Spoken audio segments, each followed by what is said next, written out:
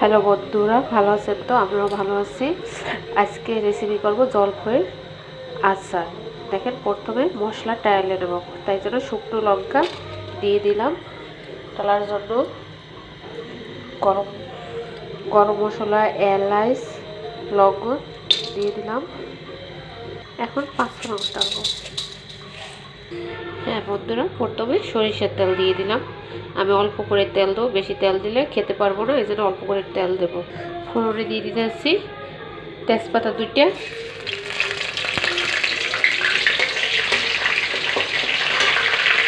আর দিয়ে দিতেছি 2টা এলাচ, গরম মশলা আর হচ্ছে পাঁচফোড়ন।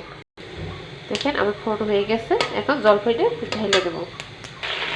দেখেন বন্ধুরা, জলফই দিয়ে দিতেছি স্বাদ মতো লবণ, যে যেরকম খান সে সেরকম দিতে পারেন। দিয়ে দিতেছি মরিচের গুঁড়ো 2 চামচ দিলাম। হলুদ দিয়ে দিলাম 1 চামচ।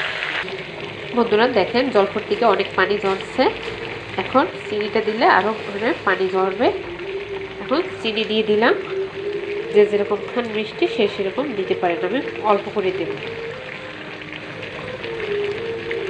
দেখেন বন্ধুরা, আমার আচার হয়ে গেছে। এখন এই যে বাটা মশলা রেখেছি গুঁড়ি করে, এই মশলা দিয়ে দেবো।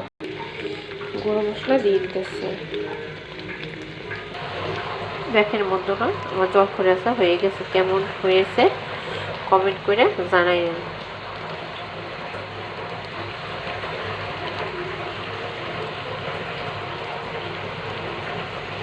এরকম 1 বছর রাখলেও কিচ্ছু হবে না। এই জলফর আচারে কিচ্ছু হবে না।